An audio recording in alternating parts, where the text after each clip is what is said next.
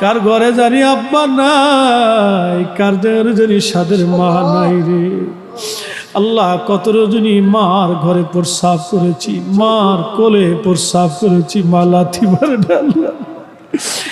এই বুকের মধ্যে জড়িয়ে ধরে মা বার চুমা খাইয়া আদর করে কলিজার ভিতরে লুকিয়ে রাখছে মা জননী।